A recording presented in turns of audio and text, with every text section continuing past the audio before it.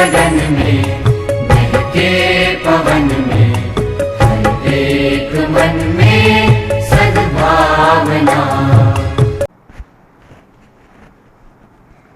नमस्कार विद्यार्थी मित्रों, આપણે આગળના લેક્ચરમાં ભણી ગયા જમીનના પ્રકાર.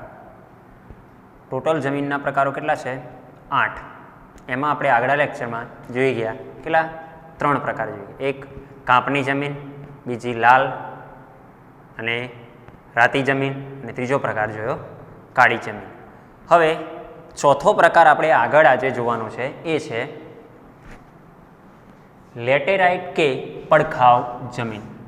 લેટેરાઇટ કે પડખાવ જમીન કયો પ્રકાર છે? લેટેરાઇટ કે પડખાવ જમીન. હવે આ લેટેરાઇટ શબ્દ કોના ઉપરથી ઉતરી આવ્યો જોઈએ? તો લેટિન ભાષાનો શબ્દ. કઈ ભાષાનો શબ્દ? લેટિન ભાષાનો શબ્દ લેટર ઉપરથી. કોના ઉપરથી? લેટર. અને એનો અર્થ થાય છે ઈંટ ઉપરથી. ઈંટ શબ્દ અર્થ થતો, એટલે કે ઈંટ પરથી આ જમીનનું નામ પડ્યું. નામ શું છે? લેટેરાઇટ. અને એનું બીજું નામ છે પડખાવ જમીન, પણ એને કહેવામાં આવે છે. ફરીવાર ધ્યાન આપજો, લેટિન ભાષાનો શબ્દ લેટર એટલે કે ઈંટ પરથી આનું નામ પડ્યું છે. સોરી, એક જ ટી આવે છે, પરથી નામ પડ્યું છે. હવે આ જમીન ક્યાં આવેલી છે? તો આ લેટેરાઇટ જમીન એ ભારતમાં, આ જમીન દક્ષિણ ભારતના ઉચ્ચ પ્રદેશોના ઊંચાણવાળા ભાગમાં આવેલી છે. તમને ખબર છે કે આપણો દક્ષિણ ભારત છે એ કેવો છે? દક્ષિણનો ઉચ્ચ પ્રદેશ છે. તો એ ઉચ્ચ પ્રદેશના ઊંચાણવાળા ભાગમાં કયા પ્રકારની જમીન આવેલી છે? તો લેટેરાઇટ જમીન આવેલી છે. ફરીવાર ધ્યાન આપજો, લેટેરાઇટ જમીન લેટિન ભાષાનો શબ્દ લેટર ઉપરથી એટલે કે ઈંટ પરથી ઉતરી આવેલો છે. આ જમીન એટલે કે લેટેરાઇટ જમીન ક્યાં આવેલી છે? તો લેટેરાઇટ જમીન એ દક્ષિણના ઉચ્ચ પ્રદેશના ઊંચાણવાળા વિસ્તારમાં લેટેરાઇટ જમીન આવેલી છે. હવે લેટેરાઇટ જમીનના લક્ષણો કેવા છે? તો લેટેરાઇટ જમીનના લક્ષણો તો એ એક તો લાલ રંગ છે. પણ કોના કારણે લાલ રંગ છે? એનો લોહ ઓક્સાઇડ. કોના કારણે લાલ રંગ છે? લોહ ઓક્સાઇડના કારણેનો લાલ. આગળ આપણે જોઈ ગયા લાલ રંગની જમીન, પણ એનો લાલ રંગ કોના કારણે હતો? Ferric oxide. એનો લાલ રંગ છે લોહ ઓક્સાઇડના કારણે. આ જમીન કેવી છે? ભીની હોય ને, ભીની ત્યારે કેવી? એકદમ માખણ જેવી મુલાયમ હોય છે. અને જ્યારે સુકાય ત્યારે કેવી બની જાય છે? સખત બને છે. સખત બને છે. આ જમીન સૂકી અને ભેજવાળી આબોહવાના પરિવર્તનથી, આબોહવા કેવી થાય? સૂકી થાય ને પાછી ભેજવાળી, એના પરિવર્તનથી અને સિલિકામય પદાર્થોના, ચળકાટવાળા સિલિકામય પદાર્થોના ઘસારણથી, નિવારણથી, ઘસારણથી તેનું નિર્માણ થયેલું છે. હજી લેટેરાઇટ જમીન છે એનું નિર્માણ કેવી રીતે થયું? તો સૂકી અને ભેજવાળી આબોહવા પરિવર્તન થવા તેને સિલિકામય પદાર્થોના ઘસારણથી આ લેટેરાઇટ જમીન એટલે કે લેટેરાઇટ જમીનનું બીજું નામ શું છે? પડખાવ જમીનનું નિર્માણ થયેલું છે. તેમાં લોહ તત્વ, પોટાશ, એલ્યુમિનિયમનું પ્રમાણ વધારે છે. લેટેરાઇટ જમીનમાં કોનું પ્રમાણ વધારે છે? કયા તત્વનું? એક તો લોહ તત્વ, પોટાશ અને એલ્યુમિનિયમનું પ્રમાણ વધારે જોવા મળે છે. જ્યારે આ જમીનની અંદર જૈવિક દ્રવ્યો ઓછા છે. જૈવિક દ્રવ્યો પ્રમાણમાં કેવા છે? ઓછા છે. અને એથી એની ફળદ્રુપતા પણ કેવી છે? ઓછી છે. લેટેરાઇટ જમીનની ફળદ્રુપતા ઓછી છે. તો આ જમીનની અંદર આપણે પાક લેવો હોય તો ખાતર નાખીને આપણે કપાસ, ડાંગર, શેરડી જેવા પાકો લઈ શકીએ છીએ. કઈ જમીનમાં? લેટેરાઇટ જમીન કે પડખાવ જમીન. આ જમીનનું બીજું શું નામ છે? પડખાવ જમીન. ફટાફટ જોઈ લઈએ. લેટિન ભાષાનો શબ્દ લેટર ઉપરથી એટલે કે ઈંટ ઉપરથી આ શબ્દ ઉતરી આવેલો છે લેટેરાઇટ જમીન. લેટેરાઇટ જમીન ક્યાં જોવા મળે છે? તો દક્ષિણના ઉચ્ચ પ્રદેશના ઊંચાઈવાળા વિસ્તારમાં જોવા મળે છે. હવે આ લેટેરાઇટ જમીનના લક્ષણો, તો આ જમીનનો લાલ રંગ લોહ ઓક્સાઇડના કારણે લાલ રંગ દેખાય છે. આ જમીન ભીની હોય ત્યારે માખણ જેવી મુલાયમ અને સુકાય ત્યારે સખત બને છે. સૂકી અને ભેજવાળી સૂકી આબોહવા થાય, ભેજવાળી આબોહવા થાય, એના પરિવર્તનથી અને સિલિકામય પદાર્થોના ઘસારણથી આ જમીનનું નિર્માણ થયું છે. તેમાં લોહ તત્વ, પોટાશ અને એલ્યુમિનિયમનું પ્રમાણ વધારે છે, પણ જૈવિક દ્રવ્યો નથી. તેથી એની ફળદ્રુપતા લેટેરાઇટ જમીનની ઓછી ગણવામાં આવે છે. ખાતર નાખી કપાસ, ડાંગર, શેરડી વગેરે જેવા પાકો લઈ શકાય છે. તો કઈ જમીન જોવી આપણે? લેટેરાઇટ જમીન. લેટેરાઇટ જમીન પછી આગળનો ક્રમ આવે છે 5મો, એ છે રણ પ્રકારની જમીન. કયા પ્રકારની જમીન? રણ પ્રકારની જમીન. એટલે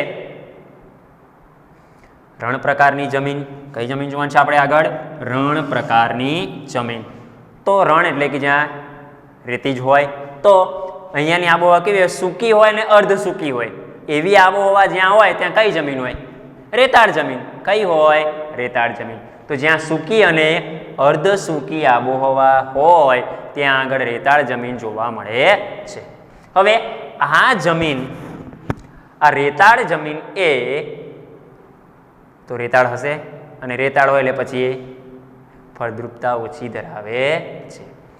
એમાં કોનું પ્રમાણ વધારે છે? દ્રાવ્ય ક્ષારો. દ્રાવ્ય એટલે કે ઓગળેલા ક્ષારોનું પ્રમાણ વધારે હોય છે. જુઓ આ જમીન કેવી છે? રેતાળ અને ઓછી ફળદ્રુપ. તેમાં દ્રાવ્ય ક્ષારોનું પ્રમાણ વધારે હોય છે. આ જમીન ક્યાં જોવા મળે છે? રણ પ્રકારની જમીન તો એક તો રાજસ્થાનમાં તો હોય જ, પછી હરિયાણાનો અમુક વિસ્તાર અને દક્ષિણ પંજાબના કેટલાક વિસ્તારોમાં રણ પ્રકારની જમીન જોવા મળે છે. આગળ આપણા ગુજરાતમાં પણ છે. તો ક્યાં? તો ગુજરાતમાં કચ્છ, ઉત્તર ગુજરાત અને સૌરાષ્ટ્રના કેટલાક વિસ્તારોમાં રણ પ્રકારની જમીન જોવા મળે છે. તો રણ પ્રકારની જમીનમાં જો આપણે પાક લેવો હોય તો શું હોવું જોઈએ? સિંચાઈની સગવડ હોય. ત્યાં ખોદીએ, કૂવા ખોદીએ કે બોર કરીએ તો પાણી નીકળે નહીં ખાસ. એટલે સિંચાઈની સગવડ કે બોર કદાચ દૂરથી પાણી લાવો તો વરસાદ તો ત્યાં આગળ પડવાની શક્યતા છે નહીં, પડે ઓછો, એનાથી કંઈ પાક થાય નહીં. જો સિંચાઈની સગવડ હોય તો બાજરી અને જુવાર જેવા પાક આ રણ પ્રકારની જમીનમાં લઈ શકાય. તો આપણે 5 નંબરની જમીન કઈ જોઈ? રણ પ્રકારની જમીન. ક્યાં જોવા મળે? તો જ્યાં સૂકી અને અર્ધ સૂકી આબોહવા હોય ત્યાં આ રણ પ્રકારની જમીન જોવા મળે છે. આ જમીન રેતાળ અને ઓછી ફળદ્રુપ હોય છે. એમાં ક્ષાર, દ્રવ્ય ક્ષારોનું પ્રમાણ વધારે જોવા મળે છે. ક્યાં જમીન છે? તો રાજસ્થાનમાં, હરિયાણામાં અને દક્ષિણ પંજાબના કેટલાક વિસ્તારોમાં રણ પ્રકારની જમીન જોવા મળે છે. ગુજરાતમાં ક્યાં છે? કચ્છ, ઉત્તર ગુજરાત અને સૌરાષ્ટ્રનો કેટલોક વિસ્તાર. આ જમીનમાં જો પાક લેવો હોય તો સિંચાઈની સગવડથી આપણે બાજરી અને જુવારનો પાક લઈ શકીએ છીએ. તો આપણે કેટલી જમીનો જોઈ? 5. ફરીવાર રિપીટ કરી લઈએ. પહેલી જમીન હતી કાંપની જમીન, બીજી હતી લાલ કે રાતી જમીન, ત્રીજી કાળી જમીન, ચોથી લેટેરાઇટ કે પડખાવ જમીન, 5મી રણ પ્રકારની જમીન. હવે 6ઠ્ઠી જમીન આવે છે પર્વતીય જમીન. કઈ જમીન આવે છે? પર્વતીય જમીન. પર્વતીય જમીન એટલે કે આ જમીન ક્યાં આવેલી હોય? સામાન્ય પર્વતીય એટલે કે પર્વત ઉપર. ક્યાં? પર્વત ઉપર આવેલી હોય છે. તો હિમાલયની ખીણો અને ઢોળાવના ક્ષેત્રમાં 2700 મીટરથી કેટલા? 2700 મીટરથી 3000 મીટર સુધીની ઊંચાઈ પર આવેલી જમીન એટલે કઈ જમીન? પર્વતીય જમીન. ધ્યાન આપજો. કેટલી? હિમાલયની ખીણો અને ઢોળાવ ક્ષેત્રમાં એટલે ઢાળવાળો ક્ષેત્રમાં, હિમાલયના ઢાળવાળો ક્ષેત્ર અને હિમાલયના ખીણવાળા ક્ષેત્રમાં જેની ઊંચાઈ કેટલી? 2700. હિમાલય પર્વતની ઉપર 2700 મીટરથી 3000 મીટર સુધીની ઊંચાઈ ઉપર આવેલી જમીનને પર્વતીય જમીન કહે છે. હવે આવી જમીન ક્યાં આવેલી છે? તો આવી જમીન અસમ, દાર્જિલિંગ, ઉત્તરાખંડ, હિમાચલ પ્રદેશ અને કાશ્મીરમાં આવેલી છે. પર્વત પ્રકારની જમીન એટલે કે પર્વતીય જમીન ક્યાં ક્યાં આવેલી છે? અસમ, દાર્જિલિંગ, ઉત્તરાખંડ, હિમાચલ પ્રદેશ અને કાશ્મીરમાં. એટલે કે હિમાલયના ભાગમાં જ આવેલી છે. કેટલા મીટરની ઊંચાઈ ઉપર? 2700 થી 3000 મીટરની ઊંચાઈ ઉપર. ક્યાં આવેલી છે? અસમ, દાર્જિલિંગ, ઉત્તરાખંડ, હિમાચલ પ્રદેશ અને કાશ્મીરમાં આવેલી છે. આગળ હિમાલયમાં સામાન્ય ઊંચાઈના ભાગમાં તમને વૃક્ષો આપણને જોવા મળે છે દેવદાર, ચીડ અને પાઇન. સામાન્ય ઊંચાઈ આપણે જઈએ તો ત્યાં આગળ કયા વૃક્ષો જોવા મળે છે? દેવદાર, ચીડ અને પાઇન. આપણે 9માં ભણી ગયા હતા દેવદાર, ચીડ અને પાઇન. તો દેવદાર, ચીડ અને પાઇનના વૃક્ષોના વિસ્તારમાં કઈ જમીન જોવા મળે છે? એટલે કે જે વિસ્તારની અંદર આ દેવદાર, ચીડ અને પાઇન નામના વૃક્ષો આવેલા છે એ વિસ્તારમાં પણ આ પર્વતીય જમીન જોવા મળે છે. હિમાલયના સામાન્ય ઊંચાઈવાળા વિસ્તારની અંદર એટલે કે જ્યાં દેવદાર, ચીડ અને પાઇન જેવા વૃક્ષો જોવા મળે છે ત્યાં પણ આ પર્વતીય જમીન આવેલી છે. આ જમીનનું સ્તર કેવું છે? પાતળું છે. એટલું બધું કઠણ મજબૂત છે નહીં અને અપરિપક્વ છે, પાકેલું છે નહીં. તો પર્વતીય જમીનનું સ્તર પાતળું અને અપરિપક્વ હોય છે. ફરીવાર જોઈ લઈએ પર્વતીય જમીન કોને કહેવાય? તો હિમાલયની ખીણો અને ઢોળાવના ક્ષેત્રમાં 2700 મીટરથી 3000 મીટર સુધીની ઊંચાઈ પર આવેલી જમીનને પર્વતીય જમીન કહે છે. ક્યાં આવેલી છે આ જમીનો? ખાસ ધ્યાન આપજો. અસમ, દાર્જિલિંગ, ઉત્તરાખંડ, હિમાચલ પ્રદેશ અને કાશ્મીરમાં આવેલી છે.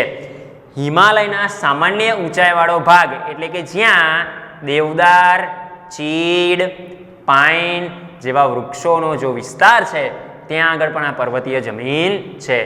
આ જમીનનું સ્તર પાતળું અને અપરિપક્વ હોય છે. તો આપણે પર્વતીય જમીન જોઈ. હવે 7મા નંબરની જમીન છે એ છે જંગલ પ્રકારની જમીન. કયા પ્રકારની જમીન આવે છે? જંગલ પ્રકારની જમીન. તો આ જંગલ પ્રકારની જમીન ક્યાં જોવા મળે છે? તો ખાસ ધ્યાન આપજો કે હિમાલયના શંકુદ્રુમ જંગલો. તમને ખબર છે કે હિમાલયમાં શંકુદ્રુમ જંગલો આવેલા છે. તો હિમાલયના શંકુદ્રુમ જંગલોમાં 3000 મીટરથી 3100 મીટર સુધીની ઊંચાઈ ઉપર ધ્યાન આપજો. હિમાલયના કયા? શંકુદ્રુમ જંગલોમાં 3000 મીટરથી 3100 મીટરની ઊંચાઈ વચ્ચે 3100 મીટરની ઊંચાઈ વચ્ચે ધ્યાન આપજો. આપણે શું જોઈએ છીએ કે આ જંગલ પ્રકારની જમીન ક્યાં આવેલી છે? તો એક હિમાલયના શંકુદ્રુમ જંગલોમાં 3000 મીટરથી 3100 મીટરની ઊંચાઈની વચ્ચે 3000થી 3100 મીટર ઊંચાઈની વચ્ચે સહ્યાદ્રી પર્વત એટલે કર્ણાટકમાં આવેલો, પૂર્વઘાટ એટલે કે પૂર્વ બાજુ આવેલો, આપણે 9માં ભણ્યા હતા, અને મધ્ય હિમાલયના તરાઈના જંગલો એટલે કે તળેટીના જંગલોમાં આ જંગલ પ્રકારની જમીન આવેલી છે. કઈ જમીન? જંગલ પ્રકારની જમીન આવેલી છે. ફરીવાર ધ્યાન આપજો. હિમાલયના શંકુદ્રુમ જંગલો, હિમાલયના શંકુદ્રુમ જંગલોમાં જ્યાં 3000થી 3100 મીટર ઊંચાઈની વચ્ચે, પછી સહ્યાદ્રી પર્વત ઉપર, પૂર્વઘાટમાં અને મધ્ય હિમાલયના તરાઈ ક્ષેત્રમાં આ જંગલ પ્રકારની જમીન આવેલી છે. હવે આ જમીન એ વૃક્ષો વધારે હોવાના કારણે ત્યાં આગળ જમીન પર વૃક્ષોના પાંદડા ખરે છે. વૃક્ષોના પાંદડા ખરે છે અને એના કારણે એ પાંદડા ખરવાને કારણે આખી જમીન સપાટી પાંદડાથી ઢંકાયેલી રહે છે. આખી જમીન સપાટી પાંદડાથી ઢંકાયેલી રહે છે અને તેના લીધે પછી એ પાંદડા જમીન પર પડ્યા શું થાય છે? સડશે. અને એ સડે એટલે પાંદડામાંથી શું બનશે? સેન્દ્રિય પદાર્થ. તો પાંદડા સડવાથી આ જમીનમાં સેન્દ્રિય દ્રવ્યો વધારે હોય. તમને ખબર છે પદાર્થ ઘણા બધા પાંદડા પડે છે એના કારણે જમીનનું ઉપલું પડ દેખાતું નથી, નકર પાંદડા જ હોય છે. એના લીધે એ પાંદડા પછી સડે અને એ સડે એટલે એમાંથી શું બને છે? સેન્દ્રિય દ્રવ્યો. પછી આ જમીનમાં સેન્દ્રિય દ્રવ્યોનું પ્રમાણ વધારે જોવા મળે છે. આ જમીનમાં કયો પાક લઈ શકાય છે? જંગલ પ્રકારની જમીનમાં ચા, કોફી, ઘઉં, મકાઈ, જવ અને ડાંગર જેવા પાકો લઈ શકાય છે. ફરીવાર ધ્યાન આપજો. જંગલ પ્રકારની જમીન તો હિમાલયના શંકુદ્રુમ જંગલમાં 3000 મીટરથી 3100 મીટરની વચ્ચે, 2 સહ્યાદ્રી પર્વત, પૂર્વઘાટ અને મધ્ય હિમાલયના તરાઈ ક્ષેત્રમાં જંગલ પ્રકારની જમીન જોવા મળે છે. જંગલ પ્રકારની જમીનની સપાટી પાંદડાથી પૂરેપૂરી ઢંકાયેલી હોય છે અને એ પાંદડા સડવાના કારણે આ જમીનમાં સેન્દ્રિય દ્રવ્યનું પ્રમાણ વધારે જોવા મળે છે. અહીં ચા, કોફી, ઘઉં, મકાઈ, જવ અને ડાંગર જેવા પાકો લઈ શકાય છે. આગળ 8મા નંબરની લાસ્ટ જમીનનો પ્રકાર એ છે દલદલ. કઈ જમીન છે? દલદલ કે પીટ પ્રકારની જમીન. દલદલ કે પીટ પ્રકારની જમીન. હવે આ જમીનનું નિર્માણ કેવી રીતે? તો આ જમીન ભેજવાળા વિસ્તારમાં જૈવિક પદાર્થોના સંચયથી વિકસે છે. કારણ કે ભેજવાળો પદાર્થ હોય, ભેજવાળો વિસ્તાર હોય એટલે ઘણા બધા જૈવિક પદાર્થો એટલે કે સજીવો ત્યાં ભટકતા હોય અને એના ભેગા થવાથી, જૈવિક પદાર્થોના ભેગા થવાથી આ કઈ જમીન વિકસે છે? દલદલ કે પીટ પ્રકારની જમીન વિકસે છે. ફરીવાર ધ્યાન આપજો. આ જમીન ભેજવાળા વિસ્તારમાં, પાણી હંમેશા રહેતું હોય એ વિસ્તારમાં જૈવિક પદાર્થોના સંચયથી આ જમીન વિકસે છે. હવે આ જમીનમાં જ્યારે વર્ષા ઋતુ ચાલતી હોય વિસ્તારમાં, ત્યારે વર્ષા ઋતુ દરમિયાન આ જમીનમાં પાણીથી ડૂબેલી જ રહે. આ જમીન પૂરેપૂરી પાણીથી ડૂબેલી રહે છે અને જ્યારે વર્ષા ઋતુ પૂરી થાય અને પાણી ઓસરે ત્યારે આ જમીનમાં ડાંગરનો પાક લેવામાં આવે છે. કયો પાક ખેતી થાય છે? ડાંગરની. દલદલ અને પીટ પ્રકારની જમીનમાં કયો પાક થાય છે? ડાંગરનો પાક લેવામાં આવે છે. તો આ જૈવિક પદાર્થો અને ક્ષારની બહુલતા હોય છે. આ જમીનમાં કોનું પ્રમાણ વધારે હોય છે? તો એક તો જૈવિક પદાર્થો, કારણ કે આ જમીન વિકસે છે કોના કારણે? જૈવિક પદાર્થોના કારણે. તો આ જમીનમાં જૈવિક પદાર્થોનું અને ક્ષારનું પ્રમાણ વધારે હોય છે. કોનું પ્રમાણ? જૈવિક પદાર્થો અને ક્ષારનું પ્રમાણ વધારે હોય છે. તથા ફોસ્ફેટ અને પોટાશની ઉણપ જોવા મળે છે આ જમીનમાં. કોની? ફોસ્ફેટ અને પોટાશની ઉણપ દલદલ અને પીટ પ્રકારની જમીનમાં જોવા મળે છે. આ જમીન ક્યાં જોવા મળે છે? તો ઓડિશા, ધ્યાન આપજો, ઓડિશા, પશ્ચિમ બંગાળ, તમિલનાડુનો દરિયા કિનારાના ભાગમાં. ઓડિશાના દરિયા કિનારા ભાગમાં, પશ્ચિમ બંગાળના દરિયા કિનારાના ભાગમાં અને તમિલનાડુના દરિયા કિનારાના ભાગમાં આ દલદલ કે પીટ પ્રકારની જમીન જોવા મળે છે. હવે આ ઉપરાંત બીજે ક્યાં? તો ઉત્તર બિહારનો મધ્ય ભાગ, બિહારનો ઉત્તર ભાગ અને ઉત્તરનો પાછો મધ્ય ભાગ, તેમજ ઉત્તરાખંડનો કયો જિલ્લો? ખાસ ધ્યાન આપજો, અલમોડા જિલ્લામાં. કયા? અલમોડા જિલ્લામાં આ દલદલ કે પીટ પ્રકારની જમીન જોવા મળે છે. ચલો ફટાફટ ફરી એકવાર જોઈએ. દલદલ કે પીટ પ્રકારની જમીન. આ જમીન ભેજવાળા વિસ્તારમાં જૈવિક પદાર્થોના સંચયથી વિકસે છે. વર્ષા ઋતુ દરમિયાન આ જમીન પાણીમાં ડૂબેલી રહે છે અને પાણી ઓસર્યા પછી આ જમીનમાં, દલદલ પીટ પ્રકારની જમીનમાં ડાંગરનો પાક લેવામાં આવે છે. આ જમીનમાં જૈવિક પદાર્થો અને બીજું શું? ક્ષારનું પ્રમાણ વધારે હોય છે. ફોસ્ફેટ અને પોટાશની ઉણપ જોવા મળે છે. દલદલ અને પીટ પ્રકારની જમીન ક્યાં જોવા મળે છે? તો ઓડિશા, પશ્ચિમ બંગાળ અને તમિલનાડુના દરિયા કિનારાના ભાગમાં, ઉત્તર બિહારના મધ્ય ભાગમાં અને ઉત્તરાખંડના અલમોડા જિલ્લામાં જોવા મળે છે. તો આ આપણે જમીનોના પ્રકાર ટોટલ કેટલા જોઈ દીધા?